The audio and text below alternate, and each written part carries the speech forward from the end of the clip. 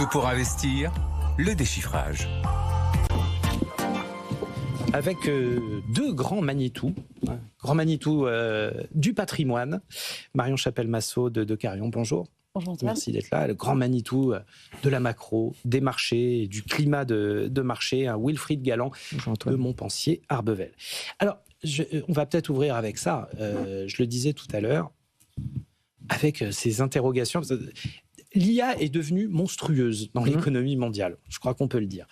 Et bien évidemment, son système de financement n'est pas sans poser quand même 2-3 questions avec son côté circuit fermé entre 2-3 hyperscalers qui s'échangent les centaines ou les milliers de milliards de dollars comme ça, comme une crêpe à la Chandeleur. Et puis d'un coup, on a deux grains de sable dans l'engrenage. Déjà, Jensen Huang, le patron d'NVIDIA hier, qui douche un peu tout le monde en disant « de toute manière, c'est peine perdue, les Chinois vont nous rattraper, ils vont nous dépasser dans la course à l'IA ». Il ne faut pas se faire d'illusions à ce niveau-là. Alors qu'on avait jusqu'à présent, dans tout le climat de marché à Wall Street, l'impression que voilà, l'Amérique était en tête de ligne là-dessus. Bon, là déjà, il douche un petit peu tout le monde. Et puis ce matin, ces révélations de Bloomberg, qui me tombent vraiment des mains, là, très personnellement, on a OpenAI qui cherche à faire garantir sa dette, ses crédits en vue d'investir, en vue de vraiment construire l'infrastructure IA à travers le monde, d'en être le grand architecte, qui veut faire garantir tout ça par le Trésor américain, par le contribuable américain. Wilfried Galland, est-ce que ça vous tombe des mains aussi, de la même manière que moi? Est-ce que vous y voyez une confirmation de cette atmosphère de surchauffe ou est-ce que vous y voyez un côté peut-être potentiellement inquiétant? Finalement, ni l'un ni l'autre. Sur Nvidia et sur les déclarations de Jensen Huang, je pense qu'il faut les remettre dans leur contexte. Il a expliqué pourquoi dans ses déclarations. Dans ses déclarations, il explique qu'en fait, le sujet, c'est l'énergie. Le sujet, c'est que les Chinois arrivent à subventionner massivement l'énergie pour faire descendre le prix, justement, des tests de data center. Et donc, son point, c'est faites-moi baisser le coût de l'énergie aux États-Unis de façon à ce que je puisse vendre plus de puces. Son deuxième point, c'est ça ne sert à rien que vous me fassiez des restrictions à l'exportation vers la Chine, puisque plus vous faites de restrictions, plus vous développez l'écosystème chinois. Donc, c'est en fait moins un avertissement. Je pense que c'est moins un avertissement qu'un coup de pression vis-à-vis du régulateur américain et vis-à-vis des autorités américaines pour dire ne vous endormez pas. Il a également précisé au début de son propos qu'il avait encore quelques nanosecondes d'avance. Voilà, donc bon. Ça fait tout. Hein. Voilà, et dans ce milieu, c'est un peu comme dans le trading à haute fréquence, ça fait tout. Ensuite, effectivement, on a le sujet d'OpenAI. Ça, c'est un sujet qui est un petit peu différent.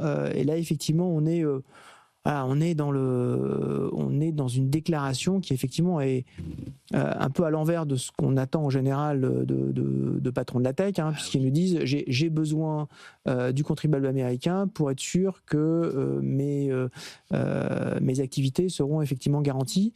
Ça montre, je pense, à la fois la course en avant et d'une certaine manière la ligne de crête sur laquelle est OpenAI. C'est-à-dire que tout le monde parle d'OpenAI, tout le monde utilise OpenAI. Donc c'est effectivement un énorme succès d'utilisateurs. Aujourd'hui, c'est un énorme point d'interrogation financier. Quand on entend des niveaux de valorisation, quand on entend, vous l'avez entendu comme moi, l'objectif d'avoir 1000 milliards de valorisation, de capitalisation d'OpenAI si jamais il s'introduisait en bourse, là on ferait exploser les ratios de Palantir. Donc effectivement, on a un véritable sujet sur comment est-ce qu'on développe un écosystème entre la nécessité d'avoir une énergie pas chère, ça c'est Jensen Huang, je mets de côté effectivement les côtés exportation des puces, et la nécessité également d'avoir une course toujours plus rapide financée par des capitaux toujours plus élevés, et qu'à un moment donné, les capitaux toujours plus élevés doivent être garantis d'une certaine manière par une puissance supérieure. Alors certains disent c'est la Banque centrale, d'autres c'est effectivement le Trésor américain. Ça montre en tout cas que la course est rapide. Pour l'instant, sur la plupart des valeurs cotées, moi je suis pas inquiet. En revanche, effectivement, dans le non-coté et OpenAI et du non-coté, les ratios de valorisation, là effectivement, là je vous rejoins totalement. Il y a des signaux quand même qui sont un petit peu inquiétants sur ce qu'on veut effectivement avoir par rapport à ce ce qui est aujourd'hui délivré. Mais j'oublie pas que j'ai fait partie également de ceux qui étaient un peu sceptiques à l'entrée en bourse de Google, en disant mais finalement ils n'arrivent pas à monétiser. C'est certes un super moteur de recherche, mais enfin comment est-ce qu'ils arriveront à valoriser tout ça à $60? C'est quand même très cher. Ouais. Bon, on sait ce qu'il en a été à la fin. Ouais, maintenant c'est une question intéressante parce qu'on a aussi affaire à un modèle économique et là on parle de l'acteur central qui est un véritable trou noir à trésorerie. C'est l'acteur. OpenAI et Nvidia sont les deux pôles d'attraction autour duquel tournent en fait les espèces de planètes de l'intelligence artificielle et d'un écosystème qui, pour certains, ont des très gros revenus parce qu'ils louent leur capacité informatique. Et pour d'autres, c'est un petit peu moins clair. Donc voilà. Donc là, effectivement, on avance en marchant. Pour l'instant, en tout cas. Les résultats sont au rendez-vous quand même. Quand on publie les publications des résultats, tous, même y compris, je mentionnais Palantir, Meta, ceux qui ont un peu souffert en bourse. Il y a du sonnant, du trébuchant. Voilà, mais voilà, le cash est là et les promesses des grands sont tenues. Bon. Ça me paraît encore plutôt rassurant. Ce qui est déjà un premier pas, c'est Wall Street Journal qui écrivait ça. En gros, c'est comme si OpenAI voulait privatiser ses profits et faire garantir ses dettes par le contribuable américain. On a connu ça dans les banques. Voilà, c'est ça.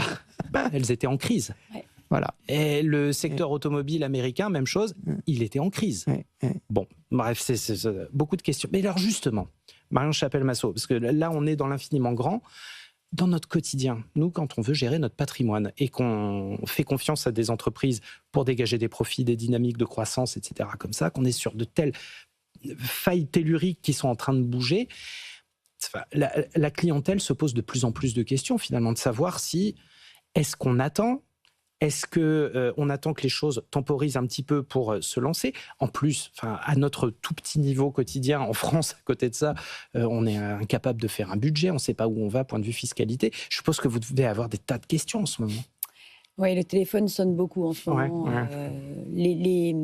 On constate deux grandes inquiétudes qui sont liées d'une part à ces marchés globalement hauts, chers, quels que soient les secteurs et les zones, avec principalement une inquiétude liée à la bulle IA, parce que aussi on en parle beaucoup, il faut le dire, les valorisations, les 7 magnifiques, etc., cette concentration sur la tech US.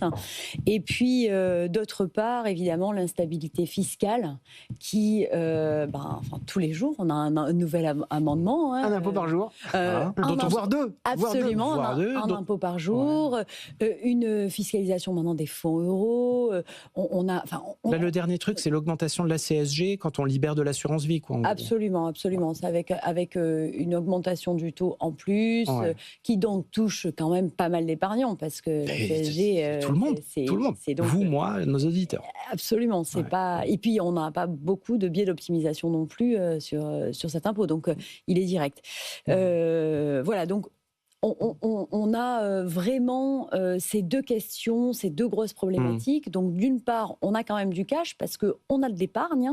Parce que dans des périodes comme ça, où on constate un fort attentisme, on a le réflexe humain est d'épargner au cas où. Et puis parce qu'on ne sait pas. Donc, quand on ne sait pas, on ne fait pas. Et donc, on a du cash et on se dit, est-ce qu'on attend ? Est-ce qu'on y va ? Sur les marchés, en fait, si on attend, cette année, on n'avait pas une si mauvaise année. Si depuis janvier, on attend, c'était pas forcément le bon calcul. Donc, c'est toujours pareil. La question, c'est se dire, oui, mais est-ce qu'on sort de la tech US, on se met sur autre chose ? D'accord, sur autre chose, mais sur quoi ? Parce que, il y a quand même une grosse partie des profits qui sont tirés de ce secteur-là. Donc, je crois que fondamentalement aujourd'hui, on ne doit pas sortir intégralement de la tech. On a encore un peu de vent moi, personnellement, je ne vois pas la bulle tout de suite. Voilà. Parce que en face des valorisations, j'ai des profits et j'ai de la croissance. Donc, pour le coup, vous êtes parfaitement d'accord. Il en reste sous la pédale. J'adore les débats comme ça.